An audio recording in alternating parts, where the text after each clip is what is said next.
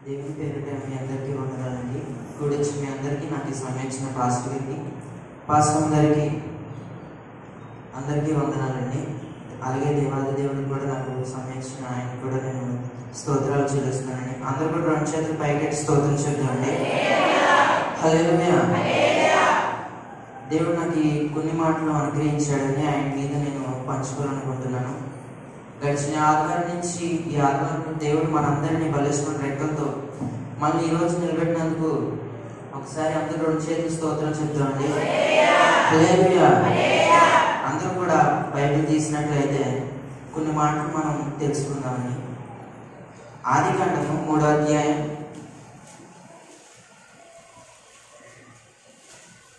మనం మాట్లాడుకుందామండి. కొన్ని విషయాలు సాతాను యొక్క యుక్తి క్రియలు గురించి మనం కొన్ని విషయాలు తెలుసుకుందామండి.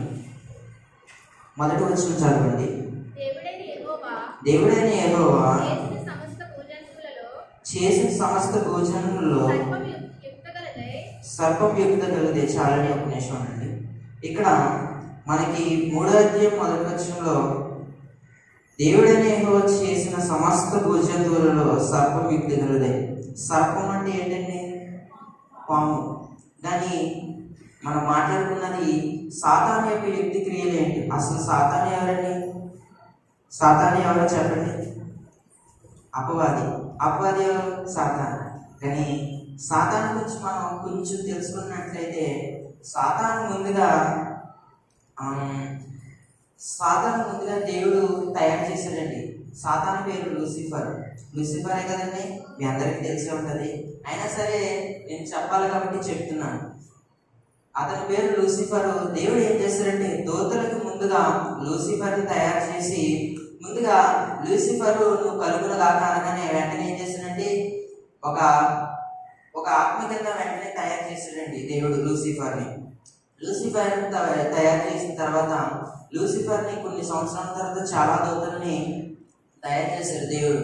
కానీ లూసిఫర్ని ముందుగా ప్రధానంగా ముఖ్యంగా లూసిఫర్ నుంచి అన్ని దూతలు ఉన్నా సరే ఆ దూతలన్నీ కూడా లూసిఫర్ మాట వింటాయండి. అంతలాగా దేవుడు లూసిఫర్ అనే సాతాను పేరు వచ్చింది. ఆ లూసిఫర్ తయారు చేశాడు. కానీ లూసిఫర్ అని చాలా దేవుడు మహిమలు ఇచ్చాడండి. తను పాట పాడుతుంటే మొత్తం పరలోకంలో సకల ఏమైతే దేశాలు ఉన్నాయో వాటిలన్నిటికీ కనబడుతుందండి. అంతలాగా దేవుడు లూసిఫర్కి ఇచ్చారు. ఆ లూసిఫర్ కొన్ని రోజులకి ఏం చేశాడంటే ముందుగానే దేవుడు వెలుగు అనే గృహము చీకటి అనే గృహము ముందుగానే ఏర్పాటు చేసి ఇచ్చాడండి. వెలుగు అనే గృహము మనం చూడగలము, కానీ చీకటి అనే గృహము మనం చూడలేము. అది ముందుగా దేవుడు సృష్టించి ఉంచాడు.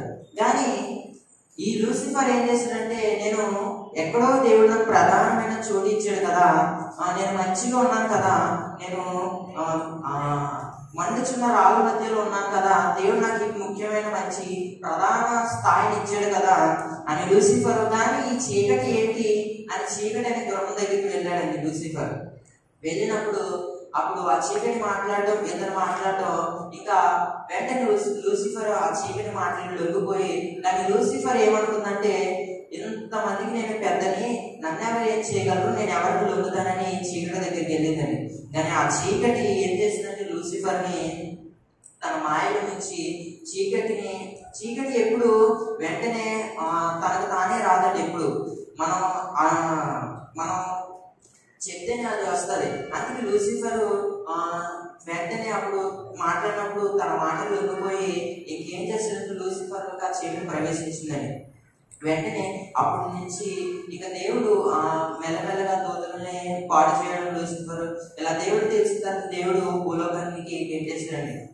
ఆ తర్వాత ఇక్కడ మనకి 3వ అధ్యాయం 1వ వచనం ఆదికాండము, దేవుడైన యెహోవా సమస్త భూజంతువులలో సర్పం యుక్తి గలదే.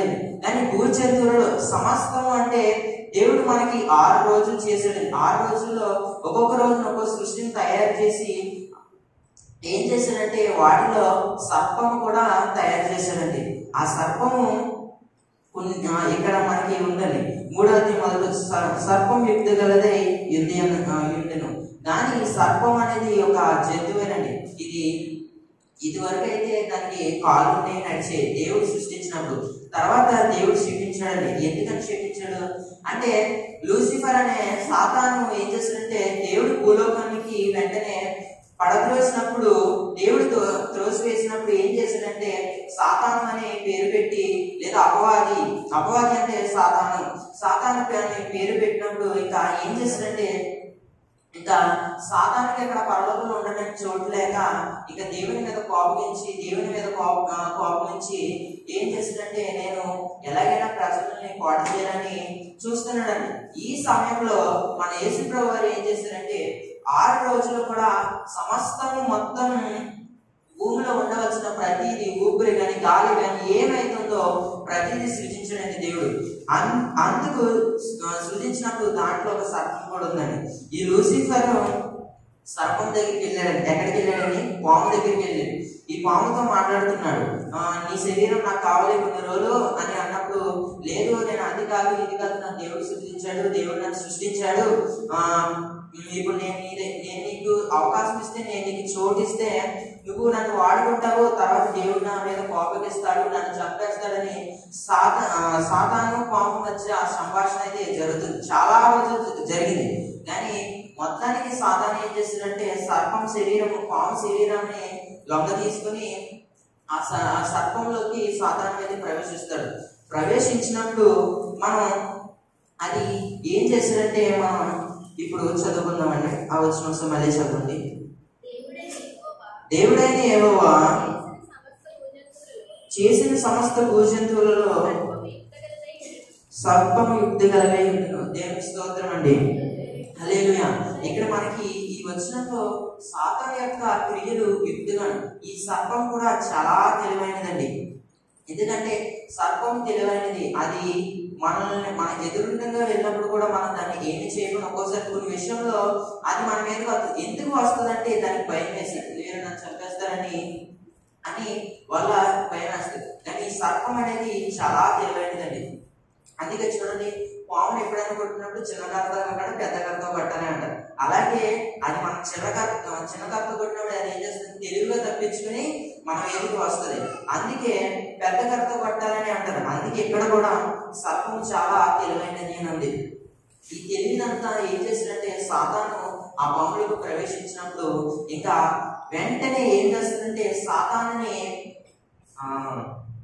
వెంటనే ఆదాము అవ్వ దగ్గరికి వెళ్ళడానికి అవకాశం ఇస్తాడండి దేవుడు. అదే 3వ అధ్యాయం 4వ వచనం చదవండి. అందుకు సర్పము మీరు చావనే చావరు, ఏలయనగా మీరు వాటిని తినుమున మీరు కన్నులు తెడవబడినని మీరు మంచి చెడ్డలను ఎరిగిన వారే దేవతల వలె ఇందరని దేవునికి తెలియనని స్త్రీతో చెప్పగా చాలండి. ఇక్కడ మనకి సాతాను ఏం చేస్తాడంటే అవ్వ అనే స్త్రీ ఒక ఆదాము ఎముకల నుంచి పక్కన వెనుకల నుంచి సృష్టించినప్పుడు ఇక్కడ సాతాను వాళ్ళని లోపరుచుకుంటానండి. మనకి 3-4-5 వర్షంలో చూస్తే మనకి సర్పం చాలా తెలివైనది. చాలా ఒక ఎటువంటిదంటే సర్పం కాదు, సాతాను ఎంతో చాలా తెలివైన వాడు. చాలా తనకి ఎలా దెబ్బ కొట్టాలో, తనకి ఎలా తీయాలో, మనిషిని ఎలా దొంగదీసాలో తెలుసు. ఎందుకంటే ఈ జ్ఞానం అంతా ముందుగానే యేసు ప్రభు వారు పరలోకంలో ఉన్నప్పుడు, లూసిఫర్ మంచిగా ఉన్నప్పుడు, లేదా సాతాను మంచిగా ఉన్నప్పుడు ఈ జ్ఞానం అంతా అప్పుడుదండి. ఈ జ్ఞానము ఎందుకంటే లూసిఫర్ తెలియనిది ఏది లేదంటూ బైబిల్లో మనకుందండి. తనకి సమస్తము తెలుసండి. కానీ ఆ సమస్తము తెలిసి కూడా దేవుడు మంచి ప్రధానమైన చోటు తనకి ఇచ్చినప్పుడు కూడా తను పాడు చేసుకుంటాడండి. అందుకే ఇంకా వెంటనే ఇంకేం చేయలేక లూసిఫర్ కోపం వచ్చి దేవుని మీద కోపగించుకుంటాడండి. మన దేవుని మీద కోపగించుకోవాలండి. అటువంటి లూసిఫర్, ఎందుకంటే లూసిఫర్ కలుగు అనగానే ఎవరు కలిగారండి? లూసిఫర్ కలిగారు. అటువంటిది లూసిఫర్ నువ్వు మాయమైపోను కదా, లేదంటే నువ్వు వెంటనే ఇక్కడి నుంచి వెళ్ళిపోతా ఏం చేస్తావు? వెంటనే మాయమైపోతాడు అక్కడి నుంచి. అటువంటి దేవుడు అలాగే ఉంచాడు.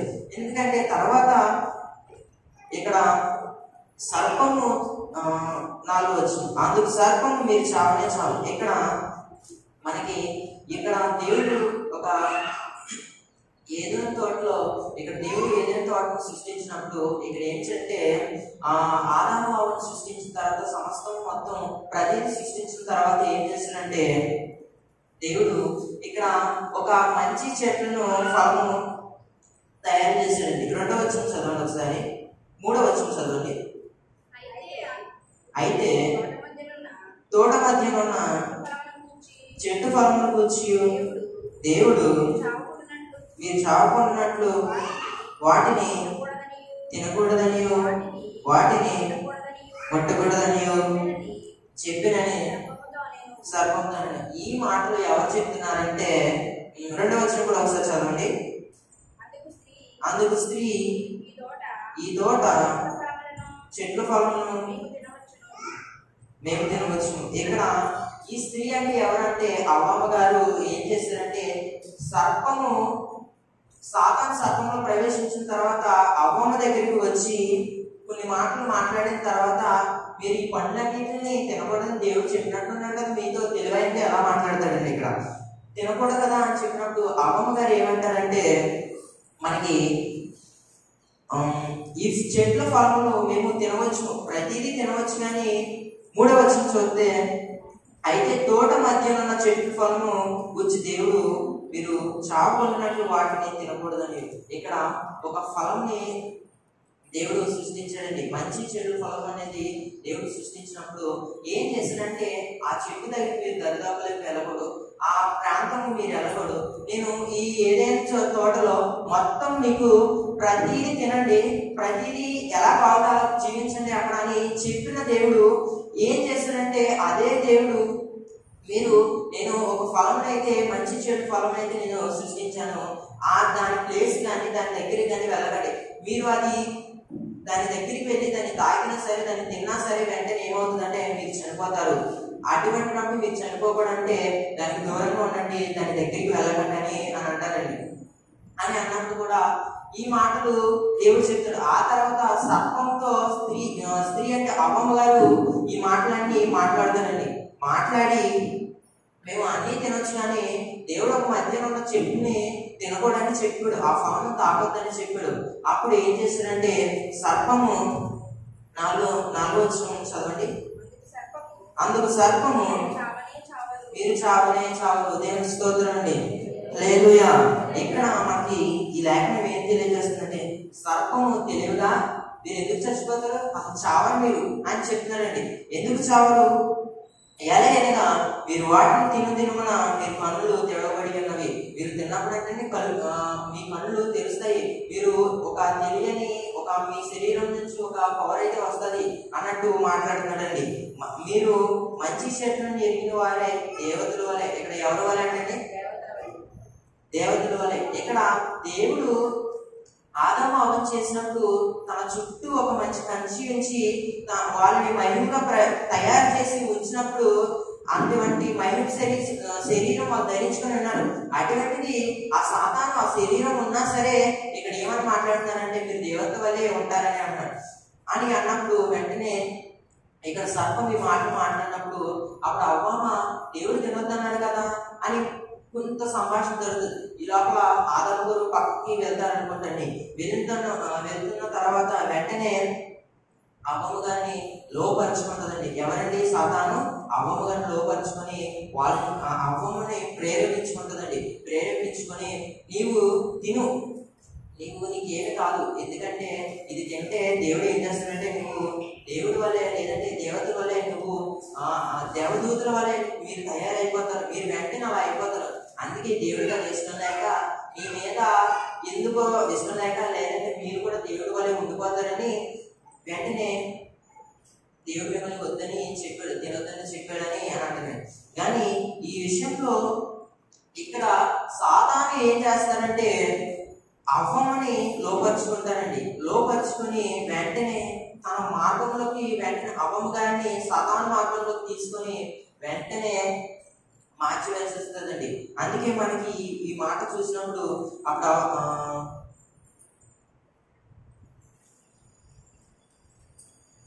7వ వచనం చదవండి.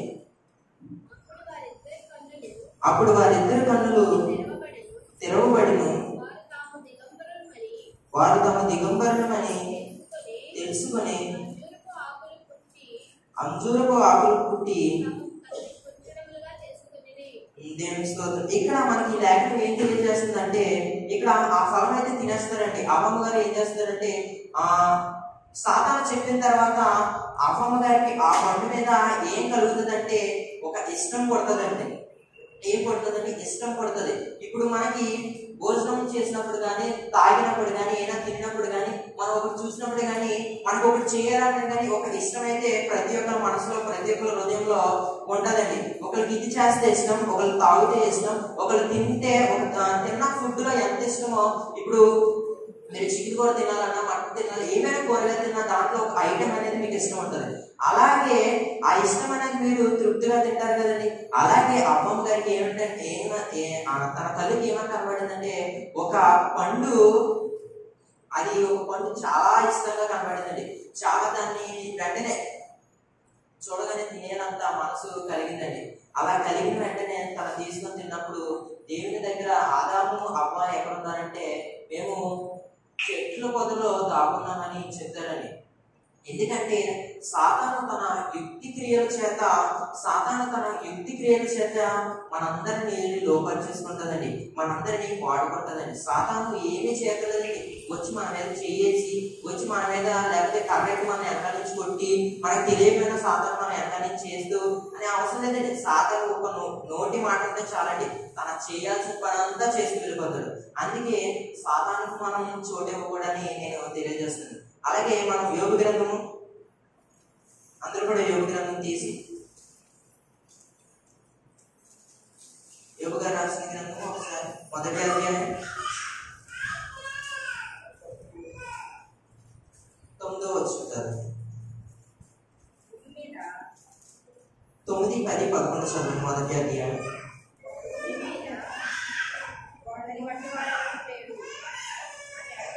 అని అడుగగా అపవాది యోబు ఊరికే దేవుని యందు భయభక్తులు గలవాడాయన, నీవు అతనికి, అతని ఇంటి వారికి, అతనికి కలిగిన సమస్తమునకు చుట్టూ కంచి వేసింది కదా, నీవు అతని చేతి పనిని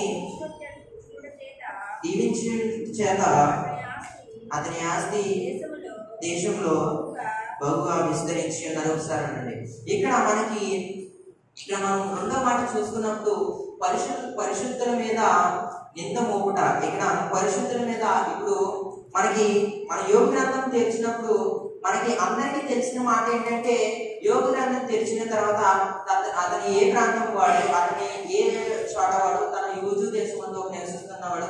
కానీ ఇక్కడ మనకి 2వ వచనంలో, 1వ వచనంలో మనకి ఏం తెలుస్తుంది? యోబు యథార్థవంతుడును నమ్మకైన వాడు, నాకు ఎంతో ఇష్టకరము వాడు అని యోబు గారిని తెలియజేస్తాడు. ఈ మాటల మీద సాతానికి ఒక ద్వేషం పుట్టేసి మనసులో నుంచి ఏం చేస్తాడంటే యోబు గారి మీద నింద మోపడానికి యేసు ప్రభు వారి దగ్గరికి వెళ్తాడండి. మన పై మాటల్లో చదువుకున్నప్పుడు మనకి ఈ మాటలన్నీ, నేను చెప్పిన మాటలన్నీ మీకు దొరుకుతాయండి. ఏమంటే ఇక్కడ మనకి యూజు దేశమందు యోబు నివసిస్తున్నప్పుడు అతడు చాలా యథార్థవంతుడు, అతడు చాలా న్యాయవంతుడు, దేవుని యందు విధేయతలు కలిగి, భయభక్తులు కలిగి ఆయన త్రోవలో నడిచేవాడు. ఎవరండి? యోబు గారు. ఆ యోబు గారి మీద నింద మోపడానికి సాతాను పరలోకానికి వెళ్తాడండి.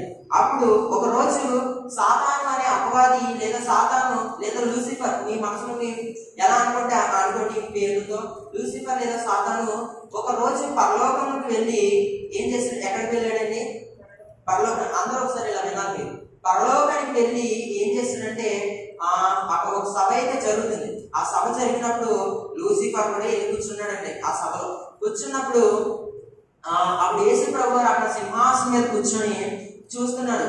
అందరినీ చూస్తుండగా, అందరికి బోధిస్తుండగా ఆ పరలోకంలో ఒక మనిషి విచిత్రంగా కనబడి కూర్చున్నాడు. అది ఎవరండి? సాతాను. ఈ సాతాన్ని అప్పుడు దేవుడు చూసి మీలో ఎంతమంది కూర్చున్నప్పుడు ఇక్కడ యేసు ప్రభు అని చెప్తున్నారు, పరలోకం అనుకోండి, యేసు ప్రభు ఏమో చెప్తున్నారు, మీరు అందరూ అలా కూర్చున్నారు దేవదత్తులాగా.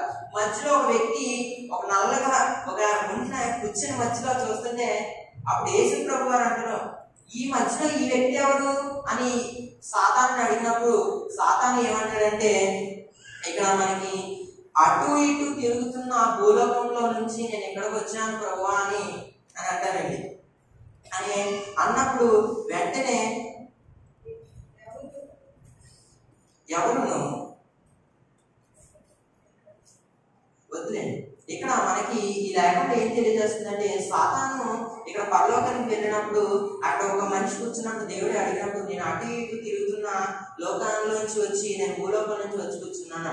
అప్పుడు యేసు ప్రభు గారు మామూలు గారండి, అందుకే సాతాను ఒక మాట వేద్దామని, ఊజు దేశంలో నాకు నమ్మకస్తుడు, యథార్థవంతుడు, న్యాయవంతుడు, నా యందు భయభక్తులు కలిగి నా త్రోవలో నా మార్గంలో నడుస్తున్నాడు యోబు గురించి నీకు తెలుసా అని సాతాను దగ్గర ఈ మాట మాట్లాడతాడండి. ఈ మాట మాట్లాడినప్పుడు సాతాను ఇంకేమంటాడంటే, తెలుసులే ప్రభు గారు తెలుసని అన్నప్పుడు వెంటనే సాతాను దగ్గర మాట్లాడినప్పుడు నా పట్ల చాలా విధేయతలు కలిగి ఉన్నాడు, నా పట్ల చాలా నమ్మకస్తుగా ఉన్నాడు, నేను తప్ప ఇంకెవరు వద్దని అంటున్నాడు కదా, నీకు తెలుసా యోబు గురించి? ఎందుకంటే నువ్వు భూలోకంలో ఉంటావు కదా, అటు ఇటు తిరుగుతా కదా, నీ పని అదే కదా అని యేసు ప్రభు గారు అన్నప్పుడు మనకి 9వ వచనం ఇప్పుడు ఒకసారి చదవండి. 9వ వచనం అండి. అని అడగగా అని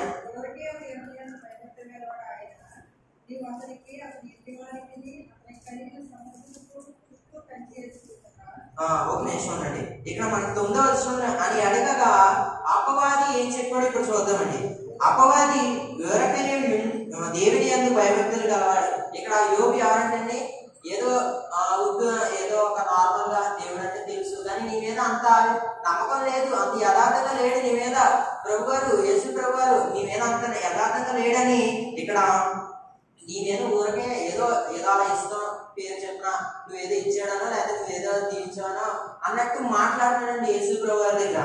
అప్పుడు మనకి నీవు అతనికి అతని ఇంటి వారిని అతనికి కలిగిన సమస్తమును కంచి వేసింది కదా. ఒకసారి ఇక్కడ మనకి అపవాదితో ఇలా అన్నప్పుడు అపవాది ఏమంటే ఊరకే ఉన్నాడు, నీ మీద అంతేం విధేయత లేదు, మీరు ఏం చేశారంటే యోబు గారికి మంచి ఉన్నత స్థానంలో నుంచోబెట్టావు కదా, భూమి మీద తన తప్ప బహుగా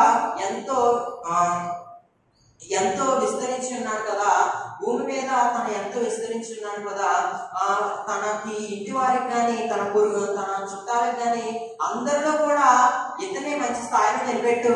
అందుకే ఇక్కడ ఏం చేస్తున్నాడంటే దీవించు చేత అతని ఆస్తి దేశంలో విస్తరించడు. ఆ దేశంలో ఊజు దేశంలో అంటే తన యోబు గారి కంటే ఎవరు డబ్బున్న వాళ్ళు లేరంటే అలాగే దేవుడు ఆశీర్వదించాడు.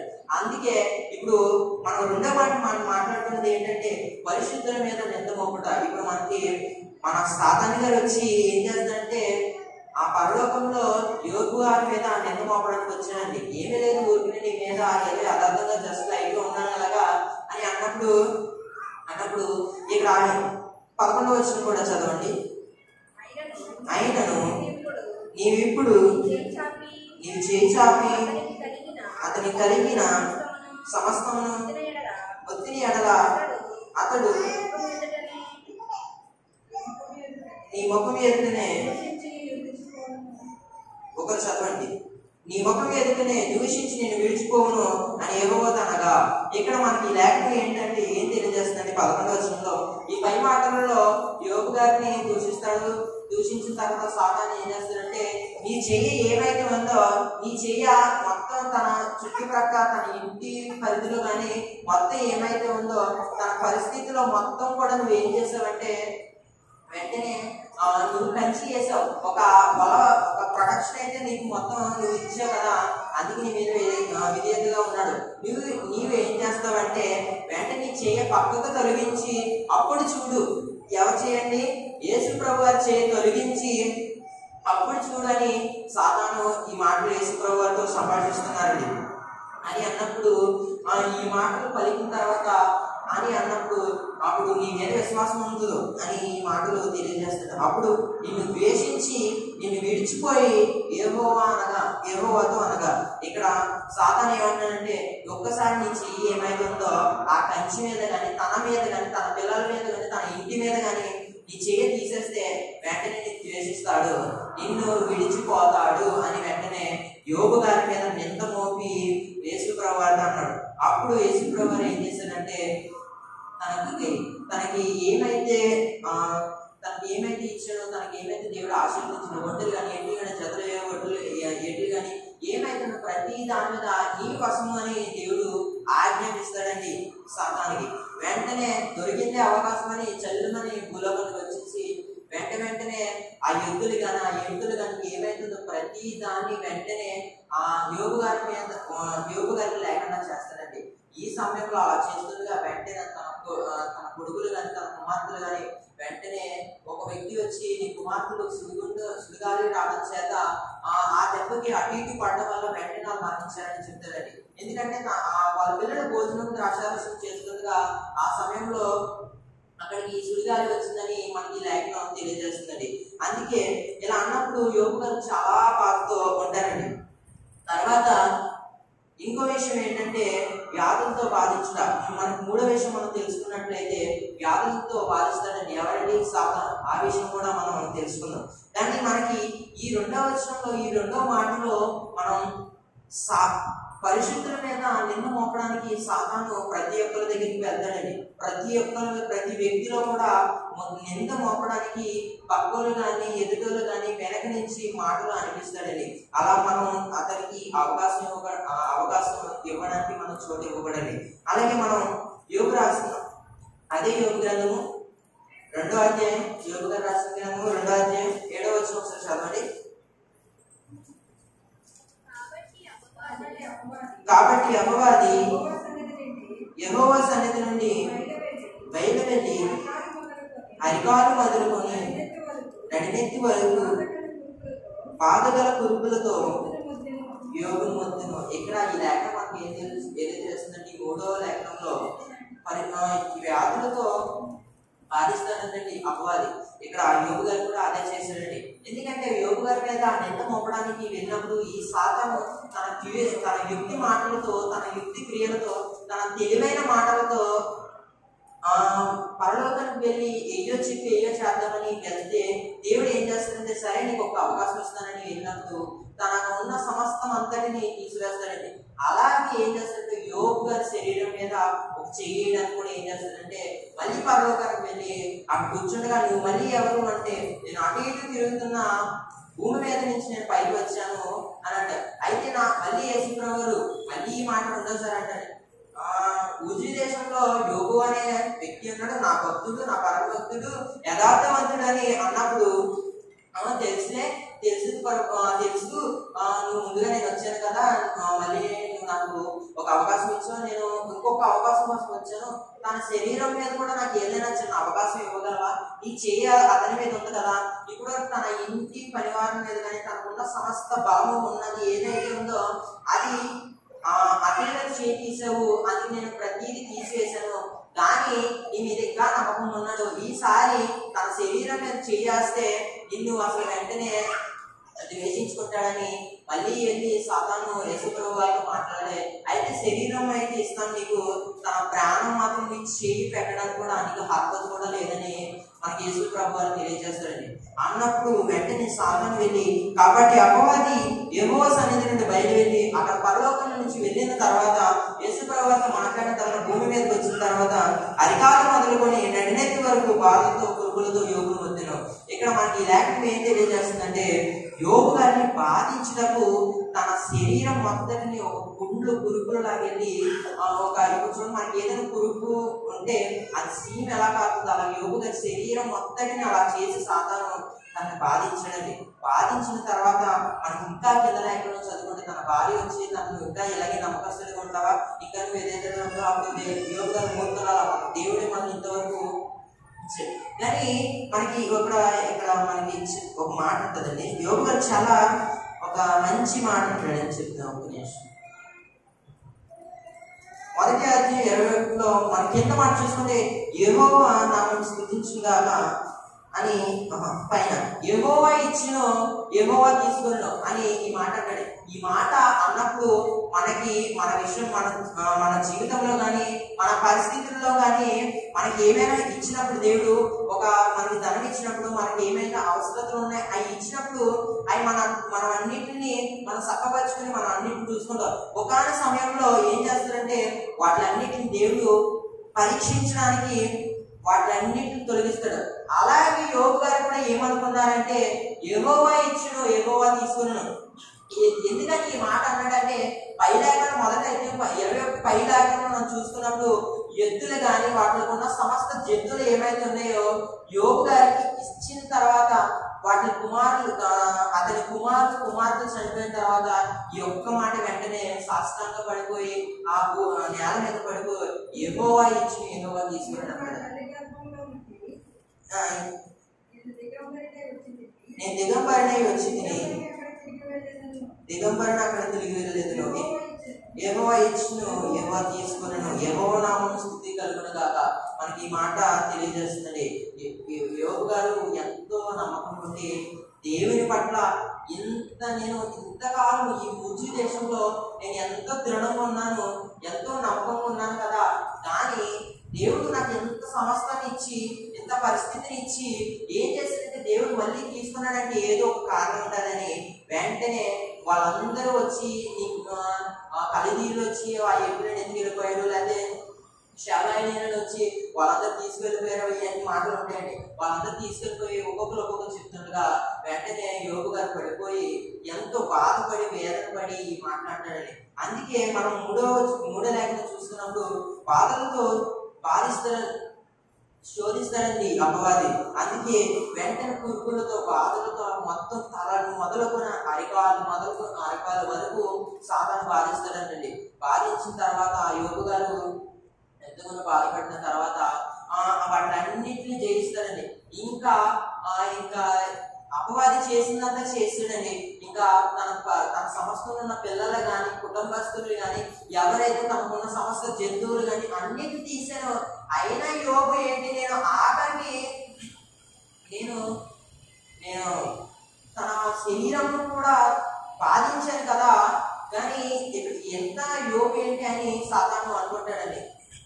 అనుకొని వెంటనే ఈ లోపల ఇంకా చేసింది ఏమి లేక అలా అపవాది వెళ్ళిపోతాడంటే ఇంకా యేసు ప్రభు గారు వచ్చి తనకున్న సమస్తాన్ని మొత్తాన్ని మళ్ళీ, ఎందుకంటే యోగు గారు అదే నమ్మకంతో అదే దృఢంగా యెహోవా ఇచ్చిన యెహోవా తీసుకునే మాట మీద నిలబడిపోయి యోగు గారు అలా నిలబడిపోయి ఉండడం వల్ల ఇది ఎందుకంటే దేవుడు నాకు ఒక శిక్ష లాంటిది, ఒక పరీక్ష లాంటిది అనుకుని వెంటనే యోగు గారు అలాగా ఆ వేదంతో ఆ బాధతో, ఎందుకంటే ఏంటంటే ఈ మాట మనం తన పురుగులతో బాధించినప్పుడు సాధారణ పురుగులతో బాధించినప్పుడు బూడిదలో దొల్లి వెంటనే చాలా చింతపడి చాలా వేదన పడి ఉంటాడని. ఆ సమయంలో ఇంకా దేవుడిని చూసి ఇంకా సహించలేక సాతానా నువ్వు ఇంకా చాలు, నువ్వు కాకు, ఎంతసేపు బాధపడతో నీకు ఇచ్చిన అవకాశం అయిపోయింది, నువ్వు వెళ్ళిపోయి చోటకి కానీ సాతాను గర్దించగానే సాతాను వెళ్ళిపోతాడని. వెళ్ళిపోయినప్పుడు ఇంకా వెంటనే సాతాను ఇంకా ఏమైతే ఉందో వెంటనే ఆ బాధల చేత నుంచి ఆ శోధన చేత నుంచి దేవుడు మళ్ళీ యోగు గారిని మునుపటి స్థాయి కింద నిలబెడతాడు. కానీ మునుపటి స్థాయి అంటే మనకు ముందుగా ఉన్నప్పుడు లేఖనం దేవుడు యోగు గారికి ఒక వంతు మొత్తం ఇస్తే ఒక వంతు దేవుడు మొత్తం యోగు గారికి సమస్త ఇస్తే దాన్ని దేవుడు ఈసారి 2 అంతలు ఎక్కువగా ఇస్తాడంటండి. ఒకసారి 1వ అధ్యాయం 3వ వచనం చదవండి. యోగు గారు రాసిన గ్రంథం 1వ అధ్యాయం 3వ వచనం చదవండి. అతనికి 7,000 గొర్రెలను 3,000 ఒంటెలను 500 జతల ఎడ్లను 500 ఆడ గాడిదలను బహుమంది పనివారు ఆస్తిగా ఉండేది. ఇక్కడ చాలండి. మనకి ఈ లేఖనంలో దేవుడు ముందుగా యోగు గారికి ఎంతమందిని ఇచ్చాడంటండి. ఎంతమందిని? 7,000 గొర్రెలు. 7,000 గొర్రెలు అంటే ఈ శ్మశానం కూడా సరిపోదేమోనండి, అంతమంది ఉంటారు. అటువంటి దేవుడు తనకు అనుగ్రహించడు. కానీ ఈ బాధల చేత పరిశుద్ధుల మీద యోగు గారి మీద నింద మోపడానికి వెంటనే పరలోకానికి వెళ్ళినప్పుడు యోగు గారి మీద నింద మోపిన తర్వాత యేసు ప్రభు గారు సరే నీకు ఒక అవకాశం వస్తానని వెళ్ళిన తర్వాత ఏమంటాడంటే, వెంటనే నువ్వు వెలుగు అన్న తర్వాత వెళ్ళిపోయిన తర్వాత దేవుడు 2 అంతల కింద యోగు గారికి ఇచ్చినప్పుడు ఇప్పుడు 7,000 గొర్రెలు అంటే 2 అంతలు అంటే ఇంకో 100 అంటే 14,000 అండి. 14,000 గొర్రెలను 3,000 ఒంట్లు అంటే 6,000 ఒంట్లు, 5,000 జతల ఎడ్లను అంటే 10,000. అంటే ఇంకా లెక్క పెట్టుకుని ఎంత ప్లేస్ కావాలో అంతలా దేవుడు ఇక్కడ. అలాగే బహుమంది పనివారు అతనికి ఆస్తుగా ఉండేది. చాలా మంది పనివారు ఆస్తుకున్నారు. ఆ బహుమందికి ఇంకో బహుమతి వేసుకోండి. అప్పుడు ఎంతమంది ఉన్నారు అప్పుడు లెక్కేసి నాకు తర్వాత అయినా వచ్చి చెప్పండి. అంతమంది దేవుడు యోగు గారికి అనుగ్రహించారు. కానీ యోగు గారు ఒకటేయండి,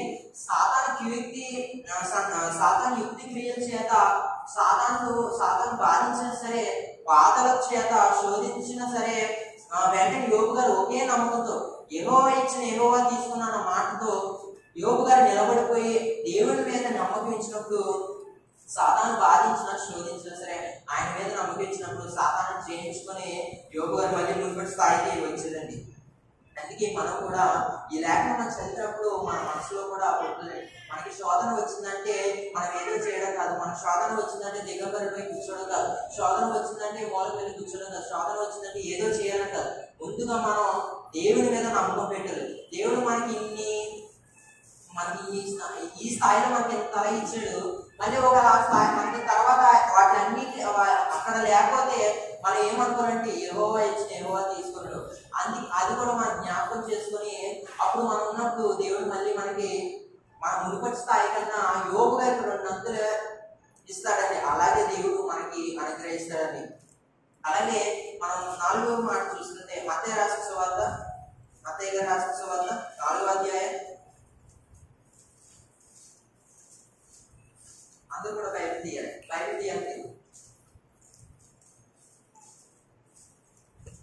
4వ అధ్యాయం 1 నుంచి 3 వచనం చదవండి. అప్పుడు యేసు అపవాది చేత శోధింపబడక ముందు ఆత్మ వలన అరణ్యముకు కొనుగోబడును.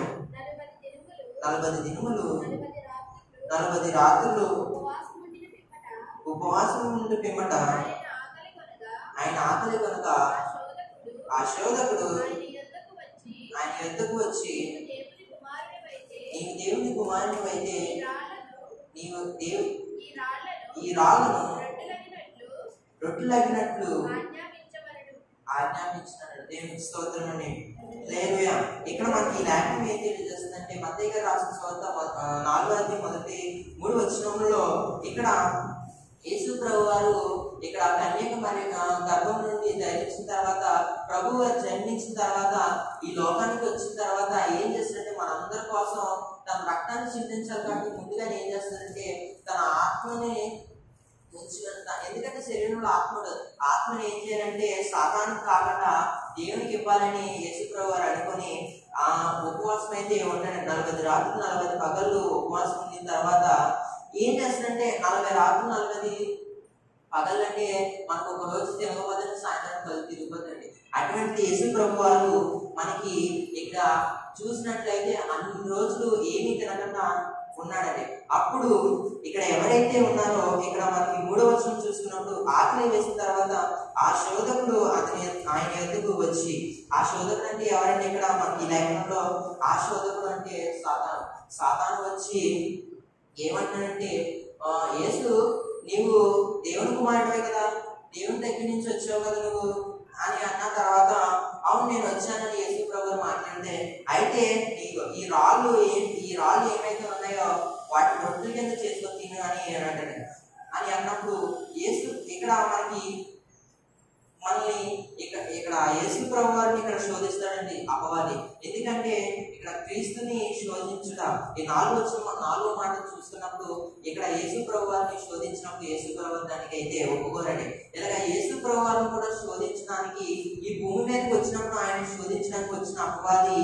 ఎందుకంటే దేవుడు నువ్వు వెంటనే ఇక్కడి నుంచి వెళ్ళిపో, ఇక్కడి నుంచి నువ్వు నిన్ను ఎలా సృష్టించినా అలాగే మళ్ళీ ప్లేస్కి వెళ్ళిపో అంటే వెంటనే వెళ్ళిపోతాడండి అపవాది. ఎక్కడి నుంచి మాయమైపోతాడు, ఈ లోకం నుంచి పరలోకం ఈ అంతం నుంచి మాయమైపోతాడు. అటువంటి దేవుడు ఎందుకనో తన ప్రణాళిక చొప్పున అపవాదిని ఈ లోకంలో కానీ ఇక్కడ బందీగా ఇక్కడ ఉంచాడండి. అందుకే మనం కూడా అపవాది మనల్ని ఎంతగానో తన మాటలతో తన యుక్తి క్రియల చేత మనల్ని ఏడిపిస్తాడండి. తన మాటలు ఎలా ఉంటాయంటే మనకి మంచి మాటలు చెప్తే నచ్చు, చెడ్డ మాటలు చెప్తే ఎంత నచ్చాయో అలాగే సాతాను కూడా తన తెలివైన మాటలతో తన తెలివితేటలంతటినీ ప్రదర్శించి మనకి చూపించి అంటే మన జీవితం మనకు కనబడ్డాయి. మన వెనక నుంచి మన మనసులో మన హృదయంలో కూర్చుని ఏం చేస్తాడంటే మన ఆలోచనలు పుట్టిస్తాడండి. అలాగా యోబు గారికి శోధన వచ్చినా సరే, యోబు గారికి ఇబ్బంది వచ్చినా సరే వెంటనే ఏం చేశాడంటే దేవుని పట్ల నమ్మకం ఉన్నప్పుడు తన శోధన అంతటిని అలా భరించుకొని ఉండి దేవుని అయితే నమ్మకించినప్పుడు ఆ శోధన తొలగి పడ్డాడని. కానీ సాతాన్ని యోబు గారు జయించారండి. అలాగే మనం కూడా జయించాలని తెలియజేస్తాం. మనకి ఇంకో మాట మనం చూసుకున్నప్పుడు యోహాను గారు రాసిన పత్రిక 13వ అధ్యాయం 19వ వచనం. సువార్త యోహాను గారు రాసిన సువార్త 13వ అధ్యాయం 2వ వచనంలో మనం చూసుకుంటే ఒక మాట ఇక్కడ ఇస్కరియోతు యోధాను ఇంతకు ముందే అపవాది తన మనసులో కూర్చున్నట్టు మనకి లేఖనం తెలియజేస్తుంది. వారు భోజనం చేయుచుండగా 2వ వచనం అండి 3:13 అండి చదువు. వారు భోజనం చేయుచుండగా ఆయనను అప్పగింపవాలని సీమోను కుమారుడు ఇస్కరియోతు యోధా హృదయంలో అపవాది ఇంతకు ముందే ఆలోచన పుట్టించిండు కనుక స్తోత్రం. ఇక్కడ మనకి ఈ మాట ఏం తెలియజేస్తుందంటే ఇక్కడ యేసు ప్రభు వారిని సిలువ వేయక ముందు ఇక్కడ వాళ్ళందరూ భోజనిస్తుండగా యేసు ప్రభు వారు ఏమంటారంటే ఇక్కడ నన్ను అప్పగించే మనిషి ఉన్నాడు. ఎందుకంటే అతని మనసులో అతని హృదయంలో ఇంతకుముందే అపవాది వచ్చి కూర్చున్నాడు. కూర్చొని ఏం చేస్తే అపవాది ఇక్కడ పుట్టినట్లు చూస్తే సాతాను అనమాట. అపవాది అంటే సాతాను. ఇక్కడ మనకి ఈ లేఖనం ఏం తెలియజేస్తుందంటే నన్ను అప్పగిస్తాడు, నన్ను ఎందుకంటే అపవాదికి నన్ను అప్పగిస్తానని ఈ లేఖనం యేసు ప్రభు వారు అక్కడ భోంచేస్తుంటా శిష్యులతో మాట్లాడుతున్నాడండి. ఎందుకంటే సాతాను ఎన్నో పన్నాకులు పని చాలా ఈ బైబిల్లో చూసుకుంటే సాతాను చేసిన పని అంటూ ఇక్కడ చాలా ఉన్నాయండి. తన పనులు కానీ తన పరిస్థితులు కానీ తను ఏమైతే చేస్తాడో వాటిలన్నింటినీ మనం ఒకసారి కూర్చి ఆలోచిస్తే ఎంతగానో ప్రతి ఒక్కరిని బాధించుట వేధించుట మనసు మార్చుట ఇవే కనబడుతుంది. అటువంటి అలా కాకుండా మనం తను చేసిన పనులు మనం గమనించుకుంటూ ఉండట తన ఆలోచనలు మనం గమనించుకుంటూ ఉన్నప్పుడు మనం వాటినన్నింటినీ విజయంగా మనం ముందుకు వచ్చినప్పుడు మనం వాటినన్నింటినీ విజయంగా వచ్చినప్పుడు మనకి వాటి సాతాను యుక్తి క్రియలు కానీ సాతాను యొక్క మాటలు కానీ సాతాను తెలివైన ఆలోచనలు కానీ మనం అన్నింటినీ చేస్తామండి. అలాగే మొదటి పేతురు రాసిన పత్రిక ఇక్కడ చక్క మాట్లాడుతుందండి 5వ అధ్యాయం 8వ వచనం చూడండి. నిబ్బరమైన బుద్ధి గల వారే మెలకువగా ఉండి మీరు విరోధి అయిన అపవాది గురించి సింహం వలె ఎవరిని మింగుదని ఎదురు చూస్తున్నాడండి. ఇక్కడ మనకి లేఖనం ఏం చేస్తుందంటే ఇక్కడ మనకి లాస్ట్ గా కనబడే మాట ఏంటంటే అపవాది ఎవరిని మింగుదామా ఎవరిని పట్టుకుందామా అని చూస్తాడు. ఎందుకంటే మన యేసు ప్రభు వారిని ఎదిరించలేక మన యేసు ప్రభు వారి మీద ఆయన మీద పోట్లాడలేక ఆయన ఏమి చేయలేక ఏం చేస్తున్నాడంటే సింహం వల్ల కూర్చొని ఎవరి హృదయంలో కూర్చున్నా ఎవరి హృదయం మనకు దొరుకుతుంది అన్నట్టు మనకి మాటలు తెలియజేస్తున్నారండి పేతురు గారు అన్నట్టు మాట్లాడుతున్నారండి. ఇక్కడ నిబ్బరమైన బుద్ధి గల వారే మెలకువగా ఉండి మీ విరోధి అయిన అపవాది గద్దించు సింహం వలె ఎవరికి పెరుగుతున్నా అని ఎదుగుతూ తిరుగుతున్నాడండి. మనకి ఈ లేఖనం ఏం తెలియజేస్తుందంటే ఇంకా యేసు ప్రభువుని ఎదిరించలేక ఏమి అనలేక మన మీద తన ప్రతాపనంతా చూపిస్తున్నాడు అపవాది. అందుకనే సాతాను తన వ్యక్తి క్రియల చేత సాతాను బాధల చేత మనం తప్పించుకోవాలంటే ముందుగా ప్రార్థన ఉండాలండి. ఎందుకంటే మనకు ఒక మాట ఉంటుందండి, ఒక బాలుడికి ఒక దెయ్యం పట్టినప్పుడు ముందుగా శిష్యుల్ని చూడమని వెళ్ళి ఆ దెయ్యం తొలగించమని యేసుప్రభువు వారు చెప్పినప్పుడు వాళ్ళ వల్ల అవదండి. ఎందుకంటే వాళ్ళు ప్రార్థన శక్తి లేక వాళ్ళు చేయించలేకపోతారు. అప్పుడు ఆ బాలుడిని నా యొద్దకు తీసుకురండి అన్నప్పుడు వెంటనే ఆత్మశక్తితో యేసుప్రభువు వారు ప్రార్థన చేయగానే ఆ దెయ్యము అతని నుంచి తొలగిపోతుందండి. అప్పుడు యేసుప్రభువు వారు వాళ్ళ శిష్యులతో కోపగించి మీరు చేయమన్నది ఏంటి, కానీ మీలో ప్రార్థన శక్తి లేక ఆ దెయ్యము ఈ మాట వినలేదు అందుకే అని అన్నప్పుడు మనలో కూడా ఒక ప్రార్థన అయితే ఉండాలండి. అందుకే ఈ లేఖనం ప్రార్థన ఉన్నప్పుడు తన సాతాను చేసిన తన క్రియలు కానీ తన ఏమైతే మనల్ని ఏడిపించడం కానీ తన పరిస్థితులు ఏమైతుందో వాటినన్నిటిని మనం చేయించాలంటే ముందుగా మనం దేవుని యందు నమ్మించాలని తెలియజేస్తాడని. అందుకే ఈ లేఖనాలన్నీ మనం తెలుసుకున్నాం. ఎందుకంటే ఆదాము గారు మనకి ముందుగానే అక్కడ మన మొదటి అధ్యాయం 3వ అధ్యాయం మాట ఏంటంటే సర్పం యుక్తిగా ఉన్నది, చాలా తెలివైందని ఉన్నదని మనకు తెలియజేస్తుంది. అటువంటి తెలివైన సర్పము అవ్వమ్మ గారిని మోసపరచిందంటే మనం మోసపరచడం ఎంతండి, చిటికలో పని మోసపరచడం. అటువంటిది మనం మోసపరచుకోకుండా అపవాది మన దరిదాపులకు రాకుండా ఉండాలంటే మనం ముందుగా ప్రార్థన చేసుకొని ఉన్నప్పుడు మనకి ఎటువంటి శోధన ఎటువంటి ఇబ్బంది అయితే రాదని మనం ముందుగా ప్రార్థన చేసుకున్నప్పుడు ఆయన ఎంత నమ్మించినప్పుడు యోగు గారి వల్లే నమ్మకస్తుగా ఏంటి మనం ఎంతగానో ఆయన పట్ల మన విధేయతగా భయభక్తులు కలిగి ఉన్నప్పుడు ఆయన త్రోవ మార్గంలో నడిచినప్పుడు మనకి దేవుని పట్ల ఉన్నప్పుడు మనకి ఏ శోధన రాదండి. కీర్తన 128 మొదటి వచ్చి యెహోవా యందు భయభక్తులు కలిగి ఆయన త్రోవలో నడిచే వారందరూ ధన్యులని ఉంటుంది. చూడండి 128 అధ్యాయం 1 వచ్చి యెహోవా యందు భయభక్తులు కలిగి ఆయన త్రోవలో నడిచే వారందరూ ధన్యులు. ఎందుకంటే సాతాను చేస్తున్న పనులన్నింటినీ మనం వాటినన్నింటినీ పట్టించుకోకుండా దేవుని పట్ల నమ్మించినప్పుడు యెహోవా యందు భయభక్తులు కలిగినప్పుడు ఆయన త్రోవలో నడిచినప్పుడు సాతాను ఏం చేస్తుందంటే మన దరిదాపులకు రావడానికి మనం ముఖ్యంగా గుర్తు పెట్టుకోవాల్సింది ఒక మాట అండి. ఎందుకంటే మన దరిదాపులోకి రాకూడదంటే సాతాను మన దరిదాపులోకి రాకూడదంటే ముందుగా దేవుని పట్ల మనం నమ్మించినప్పుడు ఆయన మార్గంలో నడిచినప్పుడు మనకి ఎటువంటి శోధన ఎటువంటి ఇబ్బంది రాకుండా దేవుడు మనకి కాపుదల ఇస్తాడండి. ఎందుకంటే మీరు వెళ్ళే మార్గంలో నా దూతను ముందుగా పంపిస్తున్నానని మాట్లాడుతుందండి.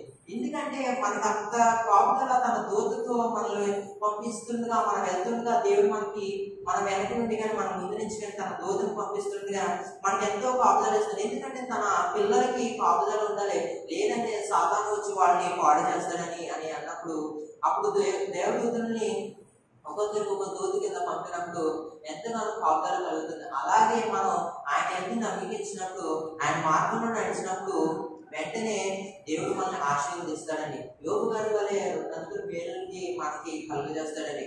ఎందుకంటే మనం వీటిలన్నింటినీ మనం ధ్యానించుకొని విన్నాం కాబట్టి సాతాను చేస్తున్న పనులు కానీ సాతాను యుక్తి క్రియలు ఏమైతుందో చాలా తెలివైన వాళ్ళు, చాలా తన మాటలు ఎలా ఉంటుంది చాలా తీయగా ఉంటాయండి.